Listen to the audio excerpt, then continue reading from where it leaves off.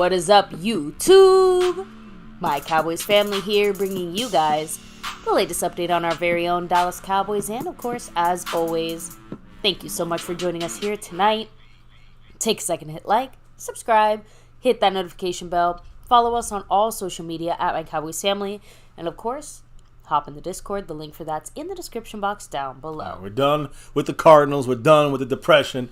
Moving on from the retardinals, and let's get it on with the Patriots. All right, the New England Patriots. Zeke back in town. Bill Belichick. We're gonna have a real eyeball close look on this upcoming matchup. Just a first glance, a first look. You know, yesterday we took a sneak peek. We were finishing with the Cardinal game. Now we're done with the Cardinals. That book is closed, thrown away, burned, and now we're heading into this game against the New England Patriots, which, honestly, guys, not a lot of news today. A couple of trickle-down quotes. The main thing is our matchup. Just general matchup against these Patriots. So buckle up. It's going to be a great first get-to-know-you kind of live stream when it comes to our opponent this week, the New England Patriots. Anyways, I digress here, baby. Let's open it up with the family first. That's how we roll here on MCF. Of course, we can't do anything without the people helping to make MCF happen here on the daily and the nightly. And right now, a very familiar face representing as the sponsor of the week, SnugX. Much love. And he's not just the sponsor of the week. He's the Cash App King, Trayvon Diggs. 7 weeks in a row. Weeks in a row. Again, much love to him, sponsor of the week. You know why he's here. Also, a big mahalo to Mark up there, bossing that stream around with 82 points. You know, tight end style, of course. Witten style. And gifting in the membership. The membership king is you say the Godfather here, the Lunatic. Thank you so much, Much the love Lunatic. to him. Puro Pinche Cowboys. Yes. And again, you talk about this week's leaders. You got Jason Renfro currently with the 1 on it. That's all you need right now. He's got the lead in the gifting side of things. And then you have the Cash App side, baby. You know, this is the thing. We have a tie right now. I actually made a mistake last night when I said it was only El Fuego in first place. He did drop the Cash App, and he is one of the leaders. But there are other people here that are also leaders, like Cab52, who went through the Streamlabs. Again, guys, that's the same Cash App. We'll talk about it. You see it right there underneath it. Right? Cash App, Venmo, PayPal. There's the Streamlab message on screen. That was Cab52. So he and El Fuego both have 10 on it when it comes to the Cash App side. So we'll see who takes that lead in the Cash App, or someone else jumps it. You know, you got SnugX. If he gets it, that's 2 straight months of Cash App dominance. That means the whole season, the training camp has been led by Snug in the Cash App side. So much love to everybody in the house helping out in those ways. Of course, look at the overall board. That's the gifting board. Jason's leading that. But the overall board, there's no diggity doubt on who's repping that, and he's got 82 points in the stream boss, like you said. Mark Hovsepian, currently in first place on the overall board, trying to get that sponsor of the week back, trying to go 3 out of 4 weeks. We shall see. The great Mark Hovsepian, 15 in a row record there at sponsor of the week. We'll see if he starts a new streak here at the end of this week. Anyways, baby, I'm done with that side of things. Again, we talked about super chats. There's, of course, the thanks button. You can jump into membership. And then there's also gifting memberships. But there's 4 other ways that specifically goes on the overall board, but it specifically goes into the Cash App King, the Cash App Crown. There's 4 different ways. Of course, the Cash App. You kind of touched on it a little bit there with the Cash App, of course. Money sign My Cowboys Family, the Venmo at My-Cowboys-Family. You have the regular PayPal link, and last but not least, that Streamlabs link lets your comment show up on screen just like a super chat. Yeah, so appreciate everybody who's rolling with us on that side of things. And, everybody who's here in the chat tonight, I do always shout out. We got the new emojis up there, guys, if you did drop, if you're in the navy blue. I see the members dropping them. Navy blue, silver, star, over everything level. Much love to all you guys, but we got to always shout out nightly, star level, and over everything level members. That's the top shelf membership. So, guys, without further ado, let's shout out Skeptical Fan, Staying Skeptical, Jason Renfro, Dwayne Broussard, the top dog, Lincoln Kane, all over from Australia, Mary Alvarez, Andy Post, Marissa Sparkle, De Lunatic, and Snug X in the over everything level. Whoa, we got a 5 gifter right here. Who took the lead in the gifting side? We got 5 new members thanks to Brandon James. Much love to you. Brandon in the house, coming out of nowhere. There is a tentative drop from him still. I know it's still pending. In the PayPal, he dropped four $3 hollers and a 5 on it. And now he gifted 25. I'm saying he just gifted 5 memberships. So the man is taking command here on the board. In second place, I think, after that drop on the overall board. And in first place in the gifting leaderboard. So just like that. Congratulations Boom. to Choctaw Montana 808. Yeah. West Texas Cowboy, Talk to Sully, Sarah Small, and Burn Bar. Again, that's one of the best ways to help out the channel. By helping out the other family members. Much love, Brandon James Shea, dropping it like it's hot. And he's the gifting leader right now. And in second place on the overall board, trying to creep up on old Mark Hosepian. We'll see what happens. I'll open this up. Maybe it's time for the shout-outs to the family here in the house as I update the board. And Brandon James Shea, still in second on the overall, first place on the gifting side. Who's in the house? I want 6. Who's in the house? We have Scorpio representing. Bama fan, much love, of course. Burn Bar, Sarah Small, Talk to Sully, West Texas Cowboy, Choctaw Montana 808. Yes. Brandon James, of course. Thank you very The dropper. much. We got Mike Aldana in the house. Oh, cool, representing. By the way, even Mike Aldana said, I'm done talking about the Cardinals. It's time to focus on Zeke and the Patriots. That's what we're doing tonight, guys. Nothing on the Cardinals that we can help. Dirty South MVP, hello and hi. We have Colleen K coming through. Texas Twister, what's up? Hope you're safe out there on the road. We have, let's see. I know Skeptical Fan was always staying skeptical. Always. So you're going to have to explain that emoji, though. Because he said Dak is the male, Statue of Liberty? Like, I don't know. I don't get that. He basically doesn't move that much. He's more of a standing in the pocket kind of. I'm assuming that's what he's saying there on that. Okay, so I guess I think that's a good assumption. Oh, let me see. Thomas Garrett, the superior Garrett. El Fuego 2.0, what's up? Hello and hi. And by the way, everybody should be getting their stuff in the next day or two. Everything was already mailed out. The Skeptical Fan prizes. And Yes. So, and the football cards as well. Yep, the Frank Moyer prizes. Yep.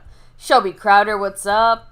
We got Freedom first, I think. Were you first? Aw, you weren't first. I'm sorry. Who was first today? No. Let me see. I think it was Skeptical Fan. Hey, beat him to the skeptical. punch. So there you go. We have David Lara in the house. What's up? Of course, Voodoo Alpha, Frame Rippers, Alex Moreno. He's a man goes by all the names, many names. But thank you so much. What's up? He's saying we can't be moving on to the Patriots yet. That's tomorrow.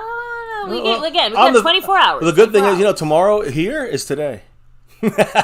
It's we're already. We're in the future. We're in Wednesday already, so technically Wednesday. So for us, it is. That's why we start right over there at 12:15 at our time. That was a good one. So Burn Bar, what's up? Hello and hi. So by the way, again, huge shout out to everybody here chilling, hanging with us. But yeah, we are all more than ready to move on from this shit show on Sunday. And honestly, nothing cures a loss quite like another football Sunday and going out there and winning. So, at least for the time being. There's still some issues. But I don't know if we're going to resolve them all this week. Obviously, did not help, which is why, hopefully the Cowboys are paying some extra special focus with the Patriots, and at least from what they're saying they are.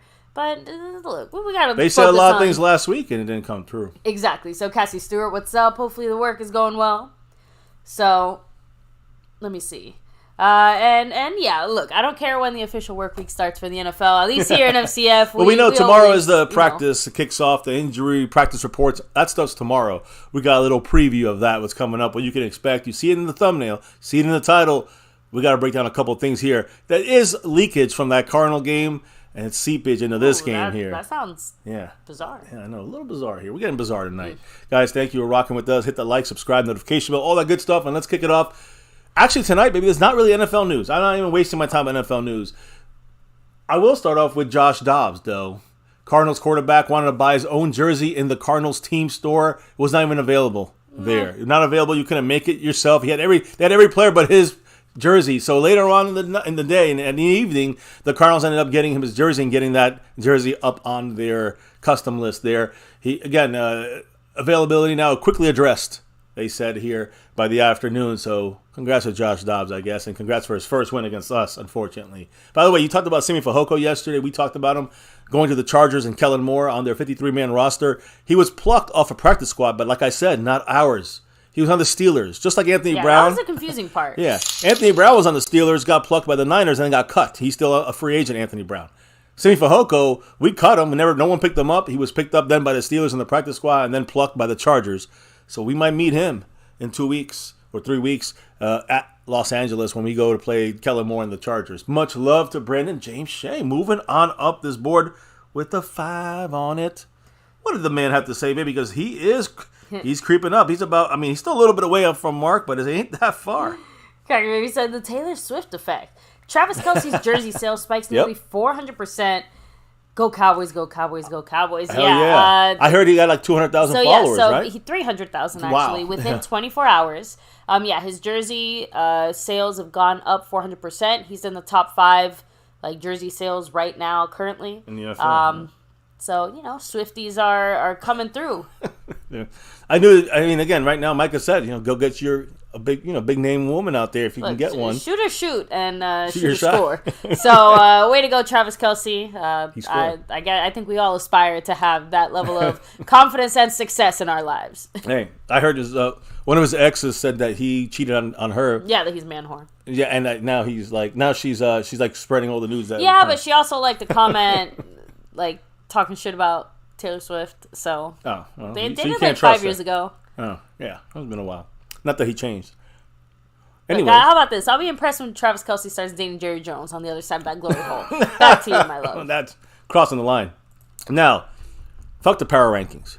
You know how we do this here, but we always visit them, and I visit them every Tuesday just to update the people that want to see that. Even on Blogging the Boys, they had them number 1 for the last 2 weeks. They moved them to 6th on the board. NFL.com went from 4th to 6th. ESPN had them at 2nd, the Cowboys, dropped them to 6th. Then you had CBS Sports had them 2nd, dropped them to 6th. Yahoo had us 3rd, dropped us to 6th. The Athletic had us at 1, just got to 6th. Same thing with Sports Illustrated. We were number 1 team in their books, dropped to 6th. And USA Today, they had us at 3, dropped us to 9. That's the biggest drop there. I'm not, guys, fuck the damn power rankings. But, just, touch base on that. Doesn't really mean much. Of course, we faltered. We lost to the goddamn Cardinals. Now, as I go into some offensive stuff here real quick before we get into the true breakdown of the New England Patriots, who's the leading, and the NFL, leader in throwing interceptions right now? Jimmy Garoppolo. He has 6. Ouch. I think that Jalen Hurts, he's on track. Jalen Hurts is on track to throw 17 interceptions this year. I'm just saying people bitch when Dak threw 15. It happens. Well, he can throw 17 interceptions if they're still winning games and doing what they have to do. But obviously, it's only so long that you can, turn the ball over before that shit bites you in the ass. Yeah. You know what I mean? Yeah. And listen, Dak Prescott, again, we know Jimmy Garoppolo has concussion, so I don't know if he'll play. Will he keep that interception streak going? I don't know, that interception lead. But the thing we do know, at least I'm confident with the way Mike McCarthy's offense is running, Dak Prescott should not be the league leader in interceptions this year. Now, I'm going to bring up Mr. Mike McCarthy, who, unfortunately, guys, again, seemed to me coached a really good game before you get to the red zone, as far as play calling. So, when you look at the red zone receiving stats, let's not look at the run right now. The red zone throw and catch, all right? The Cowboys have to get more CeeDee Lamb involved in the red zone. Got to get more Brandon Cooks in the red zone, and of course more Gallup in the red zone. More involvement from them. People are saying we need more tight end involvement, but Jake Ferguson is the leader in targets in the red zone, and he's also the leader in catches. I know we're talking through the air, but honorable mention to Dowdle as well as far as on the ground. Well, he scored in the air in the red zone, by the way, and that's what I'm going to say here, because Jake Ferguson had 8 targets in the red zone. This is in the season. Yeah. For 4 catches. So his catch percentage in the red zone is 50%. 24 yards is what he has, and he has a touchdown. In the red zone only. Tony Pollard, 3 targets, 3 catches. 10 yards in the red zone. No touchdowns. Kevontae Turpin, 3 targets, 2 catches. 67% catch percentage. And 11 yards only on those 2 catches. No touchdowns receiving. Rico Dowdle, 1 catch. 1 target, 1 catch, 15 yards, touchdown. By far our best red zone weapon. And It just happened that one touchdown, right, that we saw this past weekend. Luke Schoonmaker, also perfect. 1 for 1 yard and 1 touchdown. Schoonmaker. That's against the Jets. Brandon Cooks, 3 targets in the red zone, 0 catches. Hence why I said Brandon Cooks needs to be more involved somehow. I will say I think Dak threw a little bit of a bad pass, not giving Brandon Cooks the best chance on that first time we hit the punt. Kick the field goal. Now, CeeDee Lamb, he only has 2 targets in the red zone. 2. No catches. Look, I know he was like double, triple, quadruple covered or whatever the fuck, but like, come on, guys. That doesn't that feel like a little bit of that falls on scheming? Right, Andy and Boogie? In the house. Re-upping himself into that Navy Blue membership. Huge shout out to you. Love. Is he back? Is he just joined it, or is that a message here? No, he's back into it. Oh, damn. So much love to NGN. But don't call it a comeback. Boogie in the house. Shout out to you. Always go Cowboys, and again, drop them now that you got them. Yes, now you're in the fantastic Navy Blue crew. You get all those emojis droppable right now to you. So thank you, Andy and Boogie. Appreciate you. I'm going to add them on the board shortly. But I want to kind of finish this here real quick, if that's okay, about the targets. CeeDee Lamb, 2 targets, no catches. Peyton Hendershot, 1 target, no catches. Michael Gallup, 1 target, no catches. The incompletion in the end zone was the 1 target, no catch. So, again, and I say incompletion in the end zone, that should have been a flag. But you know what I mean. He hasn't got. That's his only target in the entire 3 games. Yeah. This season in the red zone. That's the first target, the only target Michael Gallup got, and it was a pass interference. They picked up the flag. So again, somehow this guy in the middle of your screen, Mike McCarthy, got to get more CeeDee Lamb, got to get more Brandon Cooks, got to get more Michael freaking Gallup involved with more than tight ends and more than running backs. We got to get the receivers somehow more able to get open.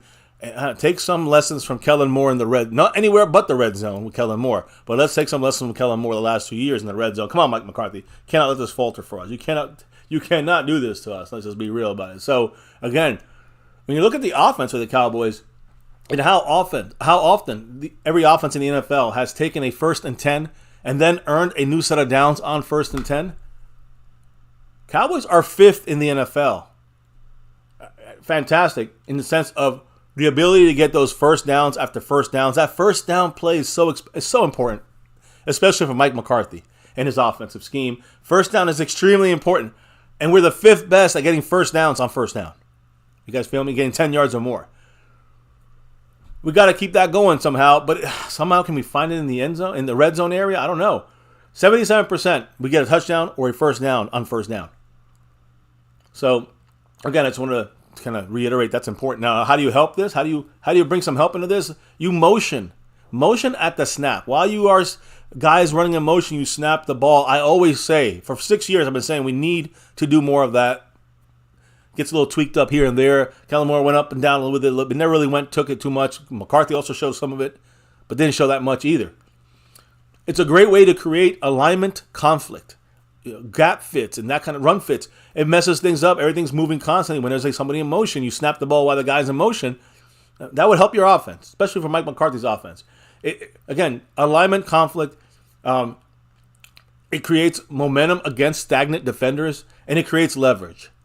That's something that can help this offense in the game in general, but especially in the red zone. Motion while you are snapping the ball. Motion at the snap. The Cowboys are making life more difficult by not using it more.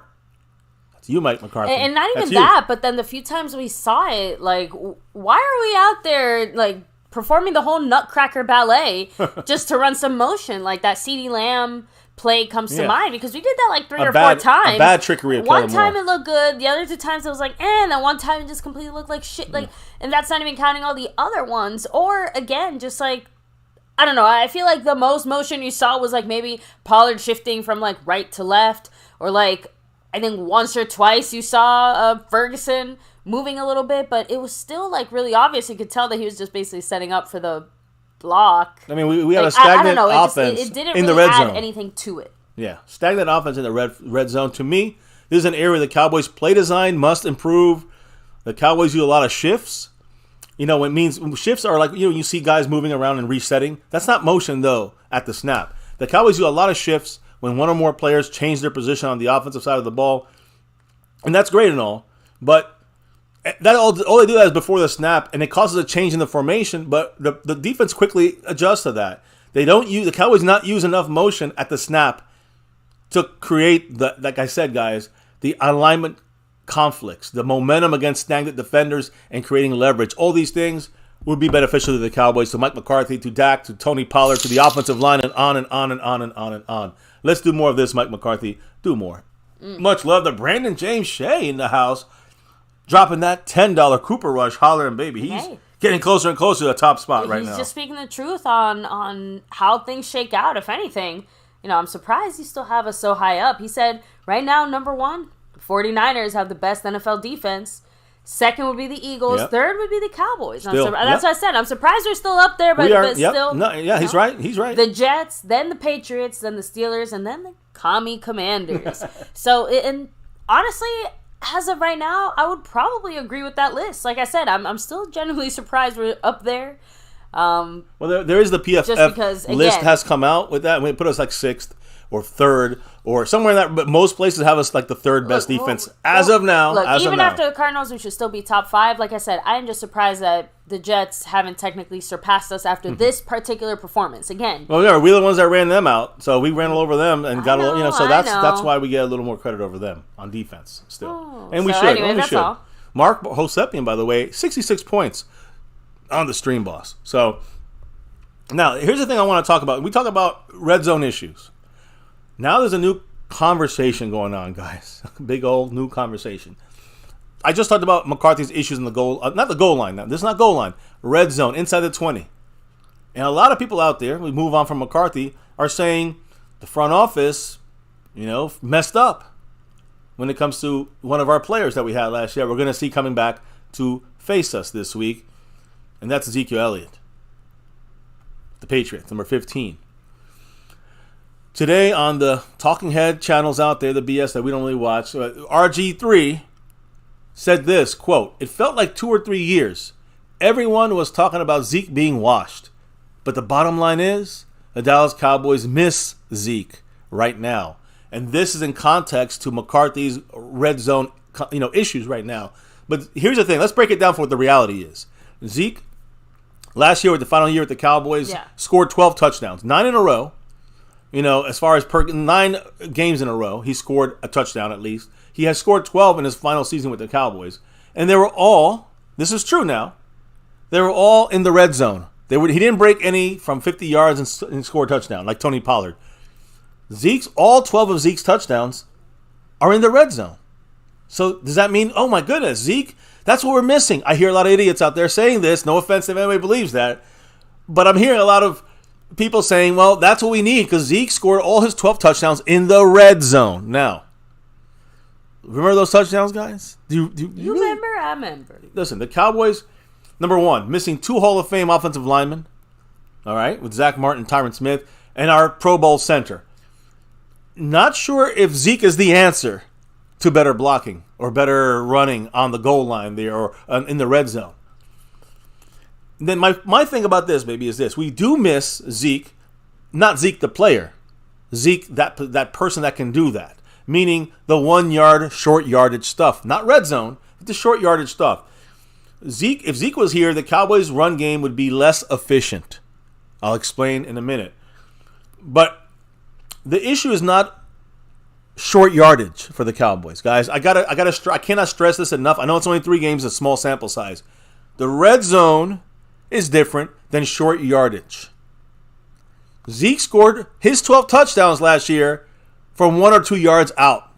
Not from 16 yards out. Not from 8 yards out. Not on passes that, we like Rico Dowdle. Only like one singular touchdown situation where we were close enough to maybe run it in. And we ended up moving backwards, so we kind of just ended up in the same, not just even in the last few weeks. I'm just saying, every time we've gotten in the red zone, it has not necessarily been a first and goal on the 3 or the 2. You know what I mean? It's been about 5 yards out or more in a situation where you're not necessarily just gonna run it in like that. Listen, it's simple and plain. Simple and plain, guys. In short yardage, that's the only place you would see Zeke being a factor. Let's just say in the red zone or in the middle of the field, it doesn't matter. A 3rd and 1, that's where you would use Zeke. That's where everybody agrees we would use Zeke, not the red zone to run when we're on the 19-yard line. Justin D said it. Whoever thinks Zeke is the answer to our red zone issues is delusional. Exactly, and it's just listen. This one, but I'm trying to break it down to you guys so you see how it got shifted, how the narrative shifted from red zone issues, which is what we're having, to short yardage issues, which we are 1,000% not having. You guys understand what I'm trying to do here? I mean, I'm not trying to do anything. I'm trying to show the facts. The facts are that we're missing that short yardage guy. Right now, I don't think we have one guy right now that does the short yardage stuff as a specialty like Zeke would have. But we're also not needing it. I'll explain. First, let's start with the holla, Tony Pollard style, right? Mm-hmm. Just real quick, guys. Tony Pollard. He's seeing more work through the first 3 games of this year than Zeke did through the first of every season except his rookie year. We're using Tony Pollard a little bit less than Zeke in his rookie year, which was the most we ever used him in his career in the first 3 weeks of a season. So right there you're seeing Pollard's getting the Zeke treatment and getting worked and run into the ground because he's going to be here one more year. Yeah, remember, the Jets game was his heaviest workload basically ever. His career. And one of the reasons he was taking it easier in practice this past week, that, throughout this last week that already has passed. Yeah, and also, let me continue this here, because also, look at the rushing leaders, all right? When it comes to yardage, the rushing leaders in the NFL through week 3, Christian McCaffrey, 353 yards, DeAndre Swift, 308 yards, James Cook, 267. James Conner, 266. And 264 is Tony Pollard. He's the 5th, most yards on the ground in the NFL by running back, by anybody. The 5th best running back by yardage. The rushing attempt leaders through week 3. So now this is the people who had the most workload in the sense of handoffs, rushing attempts. Mm-hmm. Tony Pollard is number 1. More than anybody in the NFL. 62 carries. Christian McCaffrey had 60 carries. Damn. Connor 51, Henry 51, and the difference in ETN yards, is 49. McCaffrey has almost 100 yards more than Pollard. And with two less carries. That's not what I'm comparing. No, I know. I'm just saying, it still just goes to show, that's a lot. I'm comparing the workload. That's what I'm looking at. More than the yards, it's the way we use them is different. McCaffrey's better overall. We know it, but I'm not trying to compare him to that. Top 5 rushing yards for Tony Pollard, and top number 1 guy at getting carries in the NFL right now at this moment. And like I said, he's being used more than Zeke has been used any time in his career, except for year 1, his rookie year. So what I'm trying to say is the Cowboys are using the running back, Tony Pollard, to the best of his ability. Week 1 and 2, the efficiency of the run game was pretty bad. It was average to below average. But our pass efficiency was fantastic. This last game is the reverse. Our pass efficiency was pretty good going down the field, but it became non-existent in the red zone. And the running efficiency was fantastic in this game. Like I said, almost 5.5 yards per click per carry for Pollard in this game. And I just want to go back real quick because now we're talking about Pollard's workload, right? But let's go back to Zeke, because how could he help us in the red zone? I don't care about short yardage on the 50. I'm talking about red zone, touchdowns. We talk about touchdowns. We're talking about touchdowns in the red zone. That's where we're lacking. Critical red zone situations faced by the Cowboys offense this year before we settled for a field goal or failed on 4th down. We had a 3rd and 7 on the 8-yard line. How does Zeke help us there? Crickets, because he's not going to help us in that situation, Zeke. We had a 3rd and 13 at the 14-yard line. Where does Zeke help us there? I'm waiting. Now we had a 3rd and goal at the 8-yard line. Is he going to fly across 8 yards? I mean, and 3rd and goal at the 6. That's 4 different times where we either settled for a field goal on 4th down or went for it on 4th down and missed it. Where does Zeke help us in any of those critical, not short yardage, but red zone situations? None. He doesn't help us at all. Zeke does nothing. He actually hurts us if we play him in the red zone. Now, short yardage, I'd say, okay, let's see how we're doing. I'll talk about short yardage in a minute. But at least we can say, let's not get our lines crossed. Red zone is not short yardage. Please understand your football lingo, family. And I'm talking about us here. I'm talking about all the family members out there. So I'm just trying to figure out which of in this season, this year, not just the Cardinal game, but this season, where would we have to use Zeke in the red zone so so much needed. There's not one play yet this year we needed Zeke in the red zone. Now, I'm going to say this. There's when you're looking at things here, again, 17 to 21, I think we're looking at, let me see here. Okay, Zeke last year. Third down and 1, 2, or 3 yards, or fourth down and 1, 2, or 3 yards. He was 20 out of 29 and getting those yards. And third and 1 or 2, fourth and 1 or 2, Zeke was 19 for 26. And third and 1 or fourth and 1, Zeke was 13 for 16. Short yardage, he showed some value there. On the goal line, that's the red zone. That's the value. But we didn't need that this year. We're not struggling because we can't score from 1 yard out from the goal line. So the Cowboys' conversion rate is higher in all 3 of these categories that I just mentioned. Zeke did great, right? Third or fourth down and 1, 2, or 3, 20 out of 29. Third and 1 or 2, or fourth and 1 or 2, he made 19 of 26. And third and 1 or fourth and 1, he made 13 of 16. You know our team right now with Tony Pollard and all the other guys with Enrico, all 3 of those areas, we are better in converting third downs and fourth downs, in short. Just saying the facts here, guys. So, do we need Zeke? The answer is obviously no. We are doing fine converting third and fourth downs, short yardage. We're having problems when we get in the red zone because of play calling. Unless Zeke is an offensive lineman, I really don't see how he could help us right at this moment. Yeah, and the Cowboys were 5 of... I want to make sure I stress this again. The Cowboys this year are 5 of 5 in converting via the run on third and short. Not just throwing the ball, but when we ran the ball on third and short, we're 100%. All right? Running the ball on third and 1, third and 2, that's a first down for the Cowboys. There's no need for Zeke, and that's anywhere in the field, not just the red zone. More than half of the Cowboys' early down runs were called and deemed successful, given the down and distance situation, which is about the equivalent of a 5-yard gain on first down. It was a 94th percentile rushing performance per play. That's fantastic for the Cowboys when it came to running. There is no need for Zeke. We have Tony Pollard, and he's doing a great job at the short yardage stuff. So when you look at all that stuff, again, the Cowboys are better right now on third and fourth and short this year than Zeke was last year on third and fourth down. All right, so that's just the facts of it, guys. And then I heard one more thing today, baby. One more thing before I turn over to the chat here and they can break down a little bit more of what I'm talking about. But I heard today the Cowboys may be looking to get some help in the red zone by getting, where's Cleveland Brown? By getting Kyle Pitts from the Falcons. And today, Jane Slater said, Cowboys always looking to kind of upgrade their roster, right? Always looking for new players, right? See if they, due diligence. And she checked into things and said that a source close to the Falcons' answer when she asked them if the Cowboys are going to try to make a trade or would they trade Atlanta would trade Kyle Pitts to the Cowboys, they responded with, quote, laugh out loud, no way. So for those that love Kyle Pitts, it ain't happening. And I'm going to tell you something else. Kyle Pitts has 3 touchdowns in his career. I don't know if he has any red zone touchdowns. But just because you're tall don't mean you're a red zone threat. I'm just saying. Even I have to admit that maybe he's just had some bad luck in, Atlanta.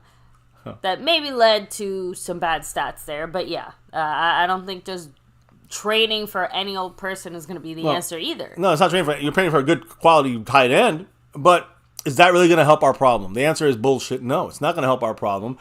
Listen, why are we talking about trades? It's not even week 4 yet. There's not a team in the league right now that would be so upset with their roster. They would start trading off and selling off players after 3 games. All good teams want to still see if their current players in-house can get there and do what they hopefully expect them to do. So if you want to look about trades, we can talk about trades in October. How's that? In middle of October when the trade deadline starts to get closer. That's when we can talk about trades. But right now, no trading going on for Kyle Pitts. No trading for anybody. And Zeke, I hope the best for him. But again, he is not the guy who's going to resolve and save our short, or I'm talking not short yardage. We're great on short yardage. He's not going to help our red zone situation. Neither is Kyle Pitts. He's got 3 touchdowns in his career. So, and again, it could be bad work, whatever it is. It could be bad luck, whatever. Point is, you don't trade away somebody here at the beginning of the season. You still got to see how your guys pan out. And right now in the red zone, we actually have two touchdowns from our tight ends in the red zone. They're probably the most effective position in the red zone in the air. So I don't know what to say. It all comes down. When you look at it, we try to find our reasons and the bullshit excuses.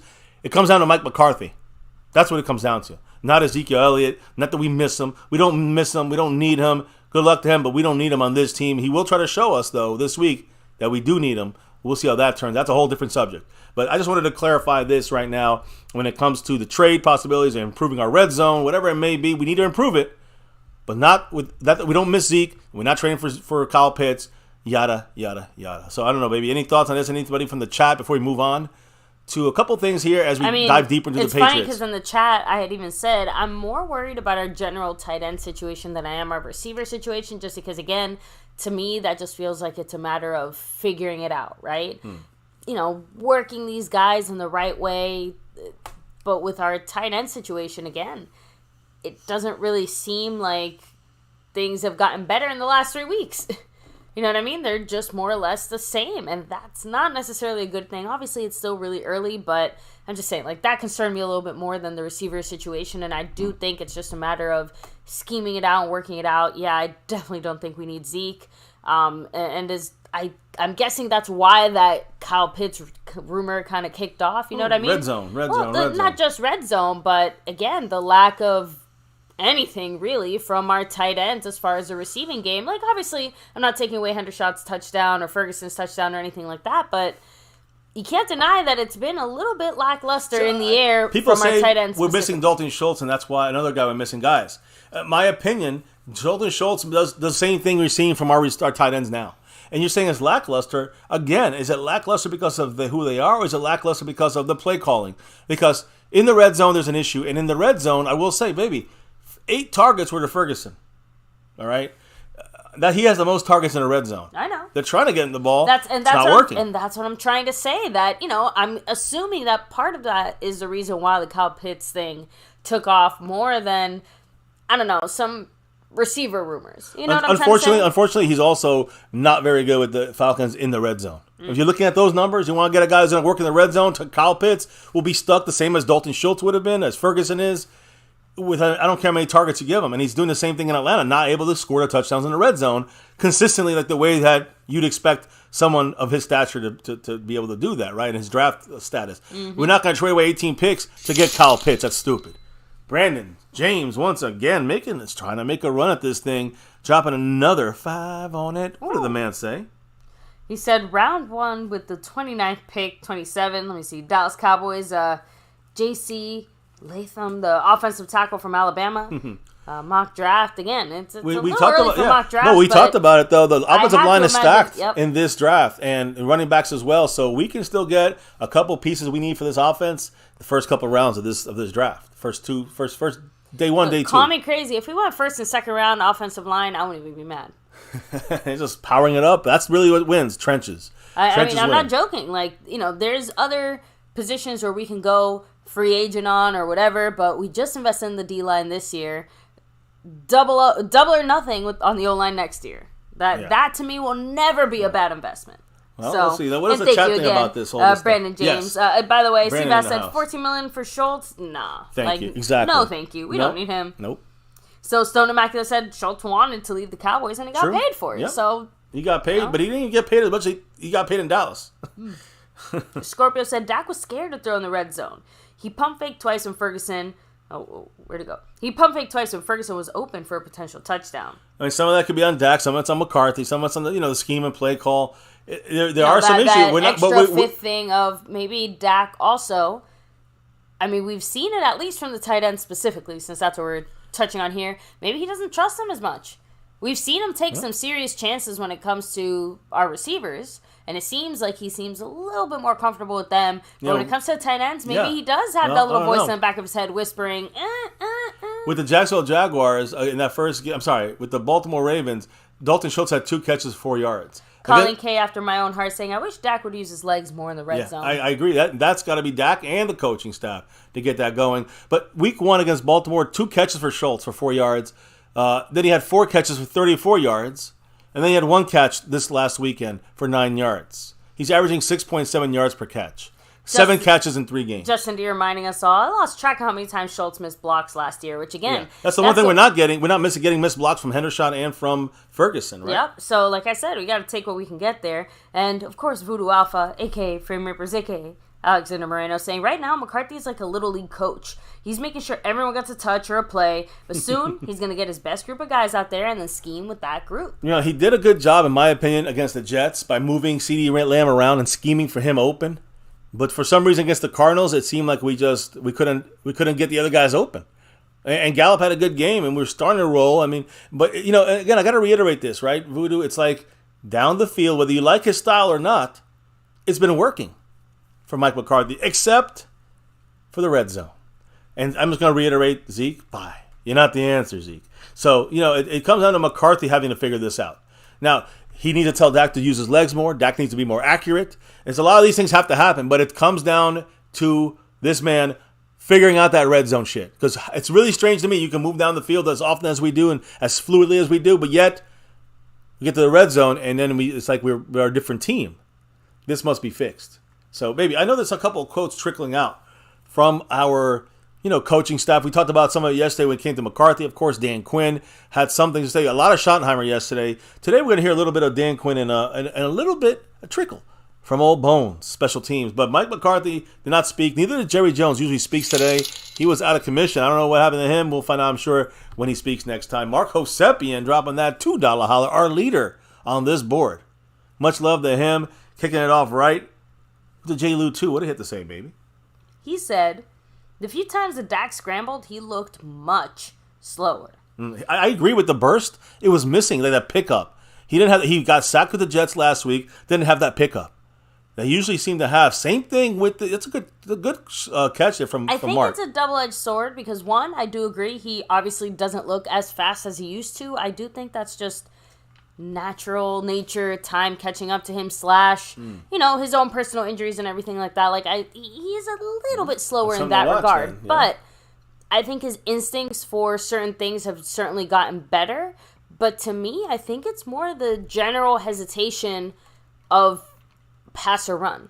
You know what I mean? Dak is still very much stuck in that, I have to pass the ball mindset. And again, of course he is, because again, he's a quarterback. But the last few years, they basically trained the run out of him. Before, it almost came instinctively, naturally. Like, it wasn't something that he had to take even a half second to think about. It's like they beat that out of him. Exactly. Like. So that, the same way that him reading the field has kind of improved in certain ways, right? It feels like his feel for when to run, when not to, he kind of has to, relearn those muscles again a bit. And obviously the plan is to run him like 1% more than we did before in the Kellen Moore scheme. I still think that, just like Colleen said, just like a crap ton of you guys here in the chat have said throughout, using Dak's legs a little bit more in the red zone, I think would have helped a little bit. And again, that doesn't mean you're going out there having Dak taking hits, the way that Dowdle and Pollard were, but using Dak's legs is one of the things that we have to kind of fold back into our offensive game plan in a strategic, careful way. But still, it has to be part of it. But I do agree that Dak is not quite moving the same way that he used to. 2 words. Dual threat for Dak Prescott. And use that dual threat. If you want to use it anywhere, use it in the red zone. We've seen it work with quarterbacks, with Jalen Hurts. I'm not saying you can do the same things, but you can do similar things and get those extra yards you're not able to get on a shortened field. Use your quarterback as a weapon, not as a non-dual threat. That's where it hurts. By the way, the Q-Man's saying they're moving the ball in between the 20s, so I feel confident that the red zone offense will get fixed. And again, that's the hope. That's the hope. That's the weird part, because the things that are working for us to like move down the field and stuff like that, when we get to the red zone, it just looks very different. Like, I don't know what to say. First of all, I think most of us can agree that I think a nice, easy, simple, quick fix, we'd like to see a little bit more Dowdle in the red zone, and I do mean on the ground, right? Like, there was definitely at least 1 or 2 drives where Pollard was the one in the red zone, trying to run it in, where most of us were like, I think we would have rather have seen Dowdle, even just for the pure taking the hits factor. Yeah. You know what I mean? Yeah, and he has that explosive and that power, like a mini Marion Barber. It helps, I think, if you're going to run on a 1st and goal, and you're at like the 8, yard line or something. I think running Dowdle there sets you up so much better for a better second goal than Pollard Another person that they want to see in the red zone, but I think it's more about short yardage. Yeah. You don't want to see him in the red zone. You want to see him on short yardage, but you can use him intelligently. But Mike McCarthy is Hunter Lipke. Now, I don't think you want to see, I think maybe he's more of a short yardage guy, but he's also a guy that can catch, and he has some moves running. I just don't think, I think we have Dowdle will be a better option. Like, I agree with you on that. Yeah. He's a more explosive, tough person to bring down. Well, Lipke, I don't know if I trust him 100% yet all around. I mean, the Cowboys don't either, but I think Lipke is a good blocker, a good receiver. Like, I think catching the ball in the red zone, Lipke could make a dent there. And what about Deuce Vaughn? We hear about Deuce Vaughn the entire offseason. A lot of Deuce Vaughn with the starting offense in the red zone. Then nothing. Radio silence for one entire week, and really the first week too when it came to Deuce Vaughn. It was just that Jets game where he was utilized and he played well, I thought. But yeah, not one snap for Deuce Vaughn in the red zone and anywhere in this game against the Cardinals. So hit up the chat. I think the Q man, Justin Quarles, actually spoke and dropping some knowledge there about the red zone. Yeah, he said the red zone offense will fix itself. There you go. Dallas has always been a top red zone offense. I'm more concerned with the run defense. We can't beat San Francisco if we can't stop the run. And that's what we voted on yesterday. That was my vote. Something that's what I discussed. They will make you pay the Niners more than any team if you don't get your run fits right. If you don't Voodoo get in Alpha brought up as well? Do you know when the Titans beat us last year? Do you remember who was their quarterback? No, we beat the Titans. Did we? Yeah, it was Dobbs. Yeah, we talked about it. Okay, no, I thought it was the other way around. No, we beat the Titans. It was just we almost lost them because we were playing around. We threw a couple of picks, but we did win that game in a sloppy fashion. Dobbs only got his first win in the start with the Cardinals against us. Okay. Not with the Titans. He didn't get his win yet. Had to wait till this year to get the damn win. Okay, so there you go. And by the way, Q-Man said that was his vote too. It's funny because I was actually split between that one and just the red zone situation in general.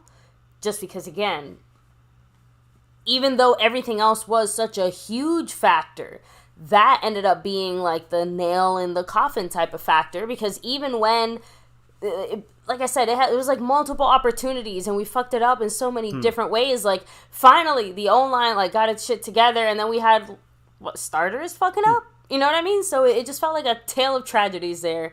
And I know that there's a lot of different factors going on, but I did eventually end up picking the run defense just because at the end of the day, that D-line, our front seven was complete. Yeah. Even if, Trayvon Diggs wasn't there, but, he's in the backfield. So that's not the point. Shout out to you, Brandon James, with that $3 holler saying, Ego to Las Vegas on Friday next week. Go to California. Oh, I'm going to Las Vegas. Nice. Sorry, there you go. I'm going to Las Vegas on Friday, and next week, go to California. Hey. You're going to catch the Cowboy games out there, I think. Sounds like a good time, Brandon. I've never actually been to Vegas. Much love. So one of these, eventually, we'll I'm go sure. I've been out there, but I got to go back. It's been a while. It's been like 20 years. Brandon, much love to you, man. The $3 holler, the Brandon Cooks drop. That puts Mark Hovsepian to 60 points on that stream, boss, and he's starting to creep up in like that 35-point range, 35 away from catching Mark Hovsepian there in first place on the board. So much love, Mr. Brandon James in the house. Now, I did want to kind of talk about Trayvon Diggs, but I think you have other guys that spoke first, like our special teams coach, Bones, right? We didn't hear much from him yesterday, but he did speak as far as, any kind of quotes, but he did have something trickle out today about Brandon Aubrey. Yeah, so obviously special teams-wise, not really much more to add in that game, but the man did come through in a big way, and of course Bones had lots of praise to heap upon him, saying he had 3 field goals in this last game. That 49-yarder I was really excited about. It was one of those ranges where you have to make the kick, but it's still a long kick, and in his brain, he treats every kick like it's a 49-yard kick. He's treating them all the same, which I think is really healthy for a kicker, and just keep it going. His confidence is the same it's been the whole time. I haven't seen him waver at all with confidence or arrogance or anything. He's just a consistent guy, and I think that'll bode well for us as we push into the season. Hey, that's all we want. Consistency. Damn, Bones, you're really a man after my own heart. He really knows what to say, how to sweet talk us, huh? Just as long as it all plays out, not just words, but it follows through. Right now, Aubrey, we're giving him credit. He's hanging in there. 3 games, no missed field goals, knock on wood. It continues to the Super Bowl. But interesting to hear what Bones had to say about Aubrey. He deserves it. I know we had some distinct discussions from Dan Quinn, And, you know, I'm going to talk about Diggs. I think he made a comment about Diggs at the end of this. So what else did Dan Quinn say that we missed yesterday? So, let me see here. He mainly only spoke about the Trayvon Diggs injury. You sure? He did say, I thought I did for a second. Sorry, Dan Quinn and Dak Prescott, their names are way too similar when they're tiny like this. But he did say it was a tale of two halves, which, by the way, I also said. He said the first half just so poorly in explosive plays, 40 yards, 50 yards. We just didn't play with that relentless energy that we had grown to know and appreciate about our group. So he did say that he does see a good chance for us to kind of move forward from that negative performance with the Patriots and the kind of matchups that we can have there. Adding in there, sometimes you just have a performance that you're not pleased with at all.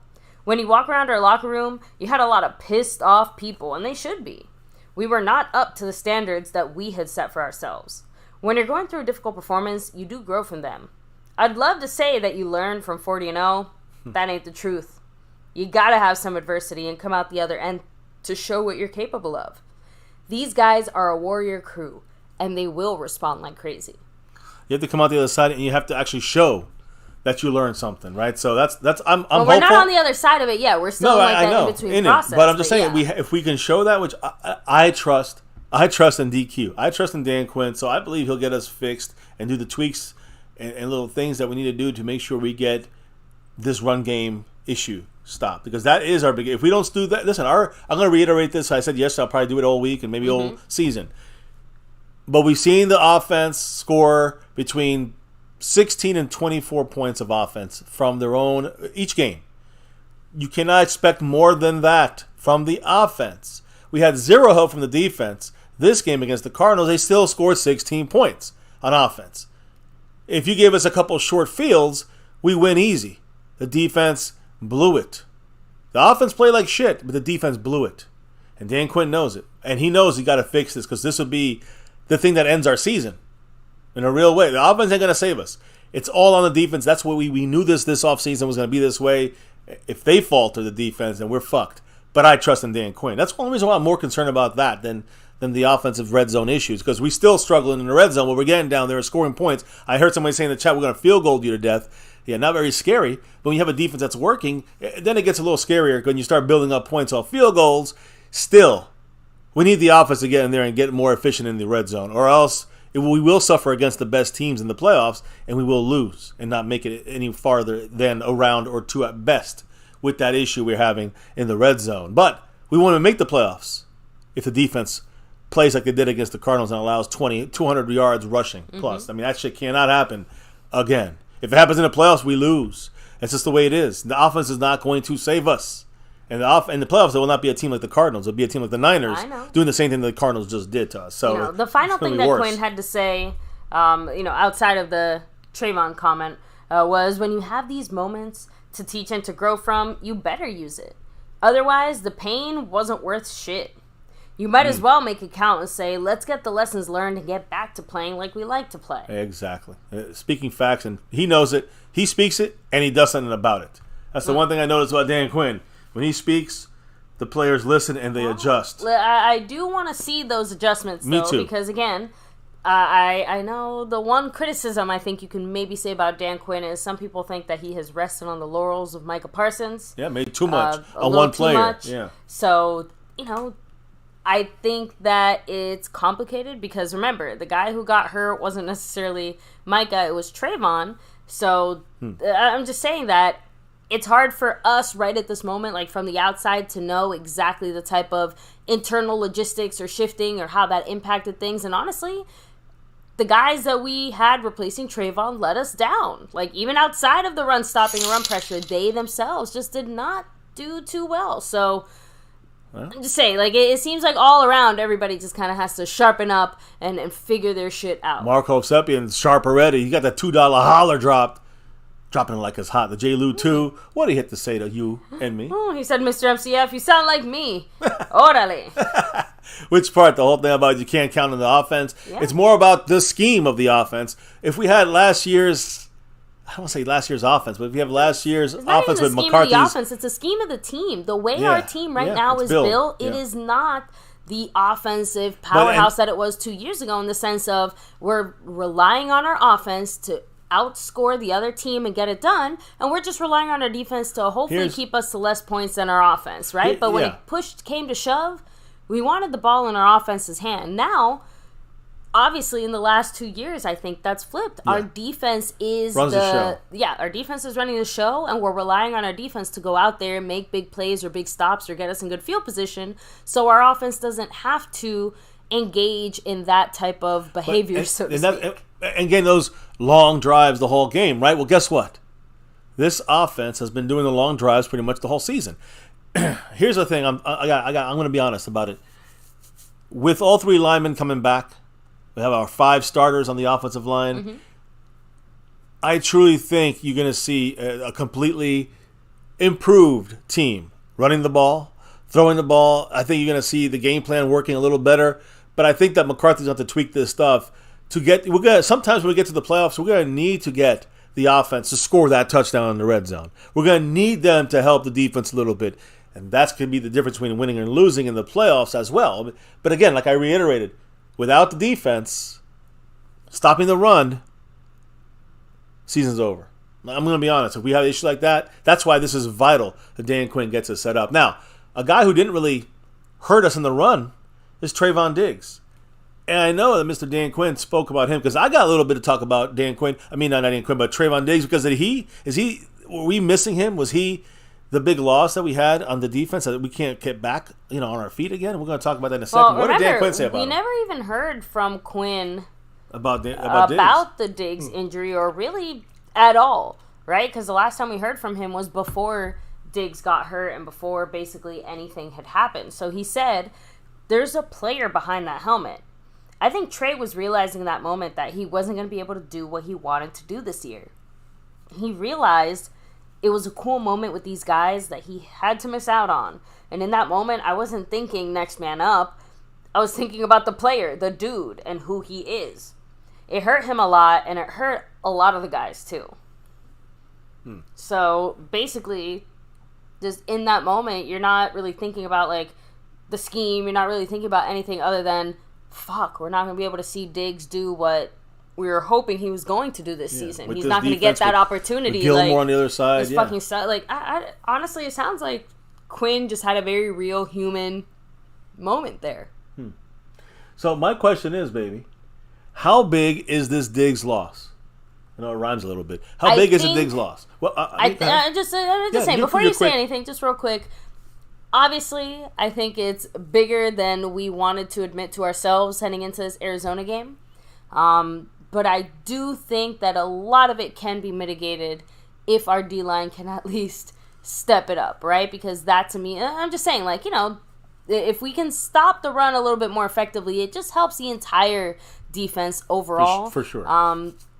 But I do still think there has to be a little bit of tweaking. I think some of the guys that we have can maybe be enough, but clearly Bland maybe needs a little bit more time on the outside, or maybe should be splitting some reps with, I hate to say Jordan Lewis because I know Quinn is not a fan of him on the outside. I'm just saying, like, we can't put him on the outside. He's too small. I know. But it's not that's a problem, because Bland played great in the second, third, and fourth quarters. He was pretty good. The first quarter was where he faltered. I think that the fact that the injury happened, like the offensive line happened the day before with Tyron Smith, and we didn't have a chance to really fully adjust. I know, but I guess that's kind of my Trayvon Diggs point. happened the day before that. But that's what I'm trying to say. That's my general point. Same day as Diggs. Whatever the plan is, the same day. Whatever the plan, it happened like a day or two. Biotish was the same day. Yeah. Jesus. Yeah, I think the Diggs thing happened on Thursday. Yeah, and with Biotish. Yes. And then Tyron Smith happened on Saturday afternoon. Yes. So look, damn it, I was gonna make a point there. Sorry, no, you were going back here about Trayvon Diggs and the impact. I know that. Yeah, I know. Forget it. Just back to you. No, you were saying about the defensive pass rush, and I think that I was going to say the pass rush. If teams do what the Cardinals, that wasn't the point. It's okay. Don't worry about it. If teams do what the Cardinals did, they're going to nullify and slow down our pass rush. If they run the ball a lot and stay with the run and run towards Micah Parsons, That's going to hurt us as well. But that's not really Trayvon Diggs. Oh, okay. I think I kind of remember. Again, I'm not necessarily saying that Bland isn't going to be on the outside. It's more that Quinn has an entire week to just play around with all of the guys and wherever all of them are. That's my point. I don't want Quinn to go in there with any kind of like preconceived notions, because clearly we have to get a little creative with how we replace Diggs, and it is going to be, again, a matchup by matchup basis, right? So, you know, and that's why a lot of this first look at the Patriots and stuff like that, like, we're going to have to look very carefully at their offense to figure out, like, okay, who do we want to put here? The addition of Donovan Wilson, I think, takes a lot of pressure off, because it's really going to help with a lot more of those mobile quarterbacks trying to get cute, but at the same time, we might need Wilson helping out in other ways, so maybe we still have a bit of that deficit, and again, that's where the D-line has to wake up, stop the run, and not let these cute little quarterbacks just start running circles all around us. Anyway, it's the scrambling stuff. Hand it back to you. But again, when it comes to Diggs, it's also, of course, the pass rush is going to help, I agree, but if they throw the ball quickly, you know, it's about Dan Quinn scheming properly. So my question is, how big is the Diggs loss for the Cowboys? And it looked pretty bad in the beginning, in the first quarter, and we had another blown play, 69-yard play there we blew. So when it comes to Trayvon Diggs, obviously one of the best cornerbacks in the NFL now. We're seeing it. Even if you didn't trust him before, you see it now. His absence has been felt and will be felt this year. His season-ending injury, you know, you cannot blame that for the loss in Arizona, even for the defensive issues, specifically the run defense. Take away again, let me reiterate. In the Cardinal game, there was broken coverage that led to a 69-yard completion. And the Cardinal, outside of that, take that away, that one big play they had, the Cardinals only threw for 120 yards. So when you look a little closer, yeah, it looked bad, but it wasn't as bad as it looked.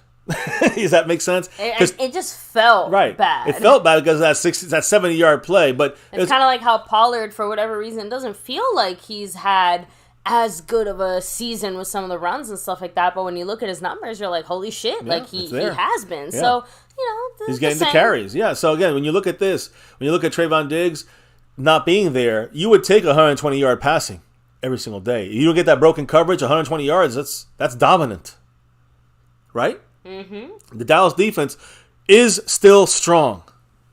I know it. You know it. We all know it. But it wasn't against the Cardinals. And again, the pass. We did it to ourselves. You said it yourself. The pass rush is obviously a big key to this. So obviously, our problem of stopping the run, that's where it rears its ugly head. Stopping the run is nothing to do with very little to do with Trayvon Diggs. Very little to do. And that's why I said that. You know, at least in that specific sense, the Diggs loss was not as big of a factor. Right. For what we faltered in this game. Exactly. It was not about Diggs. It was the passing game allowed 120 yards outside of that big broken play, which maybe that was Diggs, but that might be the only time that happens. But obviously, like we said, after that performance, you can't deny that it was a much bigger loss than we thought it would be. Exactly. Again, for slightly different reasons. But we still only allowed 120 yards outside of that broken play. And we had a couple broken plays in my mind. So when you look at Diggs, losing this cornerback, even one of the best, should not justify giving up 222 rushing yards. I mean, can we all agree on that? Agree. The Cowboys know. The Cowboys know this. Dan Quinn knows this. Dan Quinn said it after the game. He said it. I mean, he said it in this thing he just spoke on now, where we have to. You know, the issue was not with the changes in the secondary. So it is a big loss. Again, let me reiterate this: not having one of the best, maybe a top 5 cornerback in the NFL. But as I said this entire past week, it should not affect the Cowboys with the pass rush and the quick game that teams are going to have to run. We're going to still run our scheme, and as long as no one messes up, we're going to lock down offenses pretty much across the board, especially shitty ones like Dobbs, who's taught us a lesson, but they're still not as talented as we are. So they just outcoached us, they outdid us, they outworked us, and that's plain and simple. So when you take safeties, and use them as linebackers, as we know in Dan Quinn's defense, it gives you more speed on the field. But if teams decide to run, and then run again, that means you got big old offensive linemen knocking out, safeties. Jaron Curses, Donovan Wilsons, I'm just saying, Malik Hookers. So, again, cornerbacks, if they run to the outside, there's Trayvon Diggs. But, I mean, the Cowboys have been good at this and not really allowing much out there. So when you put the safeties at linebacker, you get speed, but you also lose strength and ability to handle offensive linemen. It's going to create running lanes. And we saw that with 2 of those touchdown runs against, from the Cardinals, especially that long one, that big one. I mean, LV was out of place. I said it yesterday that we allowed too many runs to the inside. Let me reiterate that. It was to the inside as in not off, like at most it was a lot of off tackle or B gap runs, not A gap, because Hankins and Mozzie actually looked pretty good out there too. They both were really not allowing the interior run. So that's a positive. That's a positive on the defensive side. But none of this involves TD, Trayvon Diggs, right? Because again, to me, this week is major for the guy who I have more faith in him than anybody in this coaching staff, and that's Dan Quinn. This is a big week for him, guys, to figure out how to combat the Patriots team on offense that comes to town after running for over 150 yards last week against the Jets. Remember, that's a big deal against a good Jet run defense. 80 of those 150 plus yards came from Ezekiel Elliott. And Zeke is ready to eat against the Cowboys on Sunday. He's going to come and try to show us up. This might be a tougher challenge than we had last week against the Cardinals with James Conner. We got to stop Zeke, who's got a different kind of head on him right now and his mindset in Dallas. And again, we just gave up a lot of yards, over 220. We gave up 222 yards on the ground.